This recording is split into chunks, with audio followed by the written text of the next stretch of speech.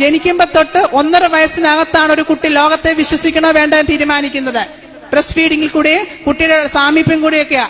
അതുകൊണ്ടാണ് പറയുന്നത് ഉണ്ടായിക്കഴിഞ്ഞ ഉദ്ദേശത്തൊക്കെ ഇട്ടിട്ട് പോകലെന്ന് പറയുന്നത്. 1.5 തൊട്ട് 3 വയസ്സ് വരെയാണ് പിന്നെ ടോയ്ലറ്റ് ട്രെയിനിങ് ആ വരുന്നത്. നിർബന്ധിച്ചും പിടിച്ചു വെച്ചൊക്കെ ചെയ്താൽ അടുത്ത സ്റ്റേജിനെ അത് ബാധിക്കും. അപ്പൊ ഓരോ സ്റ്റേജസിന് എല്ലാം പറയാൻ നേരെയില്ല. ഓരോ സ്റ്റേജസിനും പ്രാധാന്യമുണ്ട്. അത് ശരിയായിട്ട് ആ സ്റ്റേജസിന്റെ നീഡ്സ് ശരിയായിട്ട് പ്രാപ്തി വരെ അടുത്ത സ്റ്റേജിൽ പോകുമ്പോൾ വീണ്ടും പ്രശ്നങ്ങൾ ഉണ്ടാവും. കുട്ടികളൊരു വിശ്വാസം ഉണ്ടായിരിക്കണം. കുട്ടികൾക്ക് നിങ്ങളിലും വിശ്വാസം ഉണ്ടായിരിക്കണം. നിങ്ങൾക്ക് ഇട്ടിരിക്കുന്ന പേരൊന്നും കേൾക്കണ്ട. ഹിറ്റ്ലർ എന്നും രാക്ഷസി എന്നൊക്കെ നിങ്ങൾക്ക് ഇട്ട് വെച്ചിരിക്കുന്ന പേരുകളൊക്കെ. വിശ്വാസമുണ്ടോ? കുട്ടികൾക്ക് നിങ്ങൾ വിശ്വാസം ഇല്ല. എന്തുകൊണ്ട്? അടുത്തത്, നിങ്ങളുടെ കുട്ടിയുടെ ജന്മസിദ്ധമായ കഴിവുകളെ പരിപോഷിപ്പിക്കുക. നിബന്ധനകളില്ലാത്ത സ്നേഹം കൊടുക്കുക. മാർക്ക് വാങ്ങിച്ചാലോ നല്ലതായിട്ട് പാടിയാലോ പ്രസംഗിച്ചാലോ സ്നേഹിക്കാം. തെറ്റ്.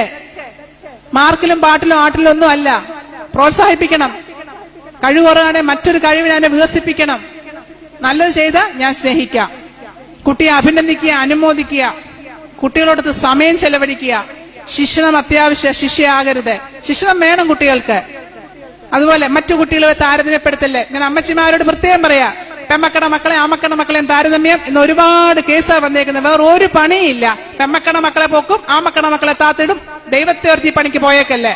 അതുപോലെ അല്ലാത്തവരോടും പറയാം, കൂടെ ജോലി ചെയ്യുന്നവർ, അടുത്തുകാരുടെ, ചേട്ടന്റെ മോന്, അനിയന്റെ മോന്, എല്ലാ കുട്ടിയും യുണീക്ക്. നമ്മുടെ 5 പേരിലും 5 തരം എന്ന് പറഞ്ഞ പോലെ ഓരോ കുട്ടിയും വ്യത്യസ്തമാണ്. അവരെ കണ്ടുപിടി ഇവരെ കണ്ടുപിടി എന്ന് പറയരുത്. ഇപ്പൊ ഒരു കേസ് വന്നേക്കുന്നു. 36 വയസ്സുണ്ട്.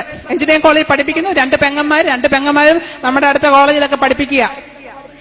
10 വർഷമായി അപ്പം മരിച്ചിട്ട്. അപ്പൻ അന്ന് പെങ്ങന്മാർ കുറെ സ്വാതന്ത്ര്യം കൊടുത്ത് മകനായിട്ട് പട്ടാള ചിട്ടയെ വളർത്തി.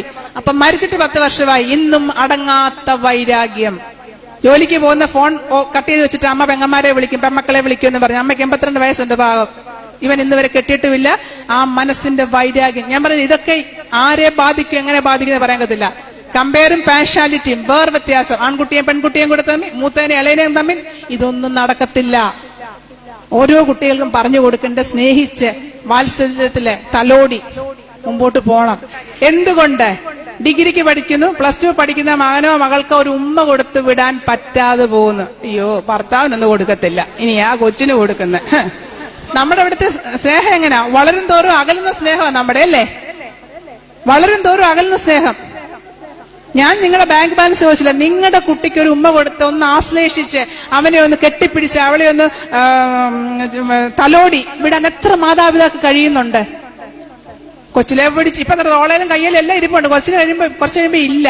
നിങ്ങൾ അങ്ങനെ ചെയ്തു വിട്ടേ ഒരു തെറ്റ് നിങ്ങളുടെ മക്കൾ ചെയ്യത്തില്ല. ടച്ചിങ്ങിന് അത്രമാത്രം മാസ്മരിക്കുന്നുണ്ടെന്ന് മനസ്സിലാക്കുക. ഇതൊന്നും നമുക്ക് നേരമില്ല. വെട്ടിപ്പിടിക്കണം, ആള് കളിക്കണം, ഇതൊക്കെ നമ്മുടെ ചിന്താഗതി. എന്റെ ഒരു സാറ് പറയാം, അമേരിക്കയിൽ പോകുമ്പോ മകള് മടിയിലിരിക്കും. ഞാൻ ചോദിച്ചു, സാറേ മകൾക്ക് എത്ര വയസ്സുണ്ട്? 40 വയസ്സ്. ഇവിടെ ഇരിക്കുവോ? അയ്യോ, ഒരു പ്രായം കഴിഞ്ഞാൽ അപ്പൻ മകളുമായിട്ടുമില്ല, അമ്മയ്ക്ക് മകനുമായിട്ടില്ല. 26, 27 വയസ്സുള്ള ആൺമക്കളെ വിളിച്ചൊരു 10 മിനിറ്റ് കൂടെ കിടത്തി എന്ന് വർത്താനം പറഞ്ഞ എത്ര മാതാപിതാക്കളുണ്ട്? ഒന്ന് തോളി കൈയിട്ടെന്ന് വർത്താനം പറഞ്ഞ എത്ര മാതാപിതാക്കളുണ്ട്? ഞാൻ നിങ്ങളോട് വേണ്ടാത്തൊന്നുമല്ല ചോദിച്ചത്, അല്ല നിങ്ങൾ വേറെ സമ്പാദിച്ചൊന്നും ഞാൻ ചോദിച്ചില്ല. ഇതൊന്നും നമുക്ക് പറ്റത്തില്ല. നമ്മളൊക്കെ വേണ്ടാത്ത കുറെ കണ്ടുപിടിച്ച് വെച്ചിട്ടുണ്ട്. അയ്യോ, നമുക്ക് അടുത്ത വീട്ടിൽ അമ്മച്ചി ആകാൻ കണ്ടാൽ സങ്കടമില്ല, നോക്കത്ത് പോലുമില്ല. അത് സോഫിക്ക് എന്തെങ്കിലും പറ്റിയ, അയ്യോ സോഫിക്ക് എന്തോ പറ്റി, സോഫി അതാണോ, എന്തൊരു ആകാംക്ഷയാ. അടുത്ത വീട്ടിലെ അമ്മച്ചി ആദ്യം മരിച്ചു കിടന്ന് തിരിഞ്ഞു നോക്കത്തില്ല നമ്മള്. ഇതാണ് നമ്മുടെ സംസ്കാരം. നമുക്ക് മാനസപുത്രി കാണും, ദത്തുപുത്രി കാണും, സൂര്യപുത്രി കാണും. നമുക്കിതൊക്കെ മതി. നിങ്ങൾ മനസ്സിലാക്ക. ഇനി ആരും ഉമ്മ കൊടുക്കാനും പോകണ്ട. ഞാനൊരു ക്ലാസ് കഴിഞ്ഞ് ഇറങ്ങി ഒരിടത്ത് ചെന്നപ്പോ ഒരു പുള്ളിക്കാരി ചോദിക്കുക, എന്റെ മകൻ 9ലാ, ഇനി ഉമ്മ കൊടുക്കാവോ? ഒന്ന് ആലോചിച്ച് നോക്ക് നമ്മുടെയൊക്കെ ചിന്താഗതി എന്താണെന്ന്. 9ൽ പഠിച്ചാലും ഡിഗ്രി പഠിച്ചാലും കല്യാണം കഴിച്ചാലും മകനും മകളും അല്ലാതായി തീരുവോ? അതുപോലെ ഞാൻ അപ്പന്മാരോടും പറയാ, ഉമ്മ കൊടുക്കാൻ പോകല്ലേ. ഇതുപോലെ കുറെ നാൾക്ക് മുമ്പ് ഒരു ക്ലാസ് എടുത്ത് ഇറങ്ങി, പിറ്റേ ദിവസം എനിക്കൊരു ഫോണ്, കോളേജിൽ പഠിപ്പിക്കുന്ന ഒരു സാറാ. മിസ്സേ, ക്ലാസ് ഒക്കെ നന്നായിരുന്നു, എനിക്ക് ഇങ്ങനെ ഒരു സംഭവം പറ്റി, എന്താണ് ചോദിച്ചു പറഞ്ഞു. അപ്പൊ +2 പഠിക്കുന്ന മകളെ ഒരുങ്ങിക്കൊണ്ട് നിൽക്കുമ്പോ ഈ സാറ് പുറകിൽ കൂടെ ചെന്ന് കെട്ടിപ്പിടിച്ചിട്ട് ഉമ്മ കൊടുത്തു. ഈ മകള് കുതിറി മാറി ശബ്ദം ബഹളം കേട്ടോണ്ട് ഈ അമ്മ വന്നു. അമ്മ ചോദിച്ചപ്പോ മകള് കാര്യം പറഞ്ഞപ്പോ ഈ അമ്മയുടെ മറുപടി, അല്ലേലും ഞാനിത് പ്രതീക്ഷിച്ചിരുന്നതാണ്. അതുകൊണ്ട് ദയവ് ചെയ്ത് ഇല്ലാത്തൊന്നും ഉണ്ടാക്കൽ. ഇതൊക്കെ സ്പോണ്ടേനിയസ് ആയിട്ട് വരേണ്ടതാണ്. എല്ലാരും കുറെ പണങ്ങളും പ്രതാപങ്ങളും ഉണ്ടാക്കി വെക്കും. പക്ഷെ മക്കൾക്ക് വേണ്ടിയത് കൊടുത്ത് പിള്ളേരുടെ മുമ്പിലല്ല ഇത് പറയേണ്ടത്. പക്ഷെ പറയാതിരിക്കാൻ നിർവാഹമില്ല. അതുപോലെ പ്രയാസങ്ങൾ അറിഞ്ഞു പഠിക്കുന്ന ചോദിക്കുന്ന ഇന്ന് കൗൺസിലിങ്ങിന് വരുമ്പോൾ കൊണ്ടുവരുന്ന ചോദിക്കുന്ന എല്ലാം ഞാൻ വാങ്ങിച്ചു കൊടുക്കും. തെറ്റ്, ഒന്നാമത്തെ തെറ്റ്. ഇനിയിപ്പോ മൊബൈലിൽ നിന്ന് ഞാൻ പറയണ്ട. കഴിഞ്ഞ തിങ്കളാഴ്ച തൊട്ട് മനോരമ വായിച്ച എത്ര പേരുണ്ട്? വായിച്ച് മൊബൈലൊക്കെ വായിച്ചില്ലേ? ഇതൊന്നും കൂടുതൽ പറയണ്ടല്ലോ. ഞാൻ അപ്പുറം ഒന്നും ഞാൻ ഇവിടെ പറഞ്ഞിട്ടില്ല. വായിച്ച് മനസ്സിലാക്കേണ്ട പോയി വായിക്കുക. തിങ്കളാഴ്ച മുതലുള്ള മനോരമയിലുണ്ട്. ഒരു കൗൺസിലിങ്ങിന് വന്നു, ചോദിച്ച് വിളിച്ച് പറഞ്ഞു. വന്നപ്പോ ഒരു ആംബുലൻസേ വരുന്നത്. ഞാൻ ഓർക്കുന്നത് ഈ ആംബുലൻസേ വരുന്നത് ഇവരാന്ന് എനിക്ക് മനസ്സിലാകുന്നില്ല. പ്ലാസ്റ്റർ ഇട്ടോണ്ട് കൊണ്ടുവന്നേക്കുക പെങ്കൊച്ചിനെ. പോയി കിണറ്റി ചാടി ആത്മഹത്യക്ക്. +1 +2 കാരി. 2 വർഷം 10ാം ക്ലാസ് കഴിഞ്ഞപ്പം ആ ഒരു പയ്യൻ മൊബൈൽ വാങ്ങിച്ചു കൊടുത്തു. അവള് 11 12 വേറെ സ്കൂളിൽ ചെന്നപ്പം അവൾക്ക് അവിടെ വേറൊരാളുമായിട്ട് ബന്ധമായി. ഈ മൊബൈൽ വാങ്ങിച്ചു കൊടുത്തവൻ സമ്മതിക്കുവോ? അവന്റെ മൊബൈലിൽ വേറെ വർത്താനം പറഞ്ഞ വഴക്കായി. വീട്ടിൽ വന്ന് ഈ +2കാരൊക്കെ അപ്പന്മാരെ വിളിക്കുന്ന ചീത്ത ഒന്ന് കേൾക്കണം. അയാൾ ഞാൻ കാണിച്ചു തരാമെന്ന് പറഞ്ഞു. അത് പറഞ്ഞപ്പോഴത്തേന് ഇവൾ അപ്പുറത്തൂടെ പോയി. ഇവൾ ആദ്യം കിണറ്റി ചാടി, അയാൾ പുറകെ ചാടി. ഏലം ദൈവാനുഗ്രഹം കൊണ്ട് രണ്ടുപേരും മരിച്ചില്ല. അങ്ങനെ കൗൺസിലിങ്ങിന് പ്ലാസ്റ്റർ ഇട്ട് കൊണ്ടുവന്നേക്കുക. മാനസിക നില വളരെ തകർന്നു. അമ്മയ്ക്ക് സംശയമുണ്ട് 2 വർഷമായിട്ട് മോഡൽ ഉണ്ടോ എന്ന്. അമ്മയ്ക്ക് സംശയം. എന്തുകൊണ്ട് അമ്മയ്ക്ക് പിടിച്ചില്ല?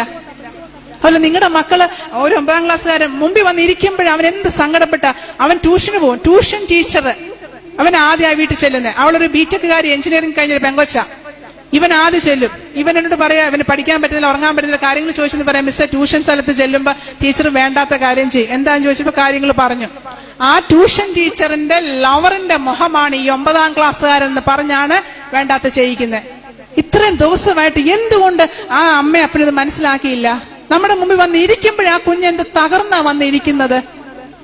നിങ്ങളുടെ കുഞ്ഞിന്റെ മുഖം മാറിയാൽ, മട്ട് മാറിയാല്, അല്ലെങ്കിൽ രീതി മാറിയാൽ എന്തുകൊണ്ട് നിങ്ങൾക്ക് തിരിച്ചറിയാൻ പറ്റാതെ പോകുന്നു? 4-1 പെൺകുട്ടിയും 6-1 ആൺകുട്ടിയും ട്യൂഷന് വിധേയരാന്ന് മനസ്സിലാക്കുക.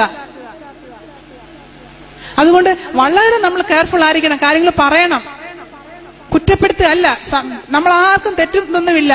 പ്രേമമൊക്കെ ഇവരുടെ ഈ പ്രായത്തിൽ ഉള്ളതാണ്. ഒരു ഹോർമോൺ ചേഞ്ചസിന് വരുന്ന ഒരു 9ാം ക്ലാസ്സുകാരി 8ാം ക്ലാസ്സിൽ എഴുത്തു കൊടുത്തു, പോയേക്കുന്നു. അവൻ 8ാം ക്ലാസ്സുകാരുടെ വീട്ടുകാർ അവന്റെ വീണ് തീയിടാന്. നിങ്ങളൊന്ന് ആലോചിച്ച് നോക്ക്. നമ്മളൊന്നും ആരെയും പ്രേമിച്ചിട്ടുമില്ല, നോക്കിയിട്ടുമില്ല. എന്തു മാന്യരാന്ന് അറിഞ്ഞില്ലേ? ഇന്നത്തെ സൗകര്യമൊക്കെ അന്നുണ്ടായിരുന്നു. നമ്മൾ മിടുക്കരായേനെ അല്ലേ? ഇതൊക്കെ അതിന്റെ രീതിയിൽ കൂടെ മനസ്സിലാക്കണം. അതുപോലെ അപ്പന്മാരോട് ഞാൻ പറയാ, കുട്ടികളോട് നന്നായിട്ട് ഇടപെടണം. നിങ്ങൾക്ക് വളരെ ഉത്തരവാദിത്വമുണ്ട്. ഭാര്യയെ പരിഗണിക്കണം, മാതാപിതാക്കളെ പരിഗണിക്കണം, പെങ്ങന്മാരുണ്ട്, ബ്രദേഴ്സ് ഉണ്ടെങ്കിൽ മക്കളെ ഒക്കെ പരിഗണിക്കണം.